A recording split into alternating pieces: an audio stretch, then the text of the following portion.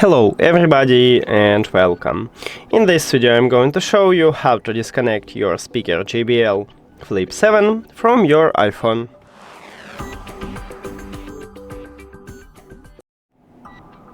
You have to start by open settings and then go to the Bluetooth.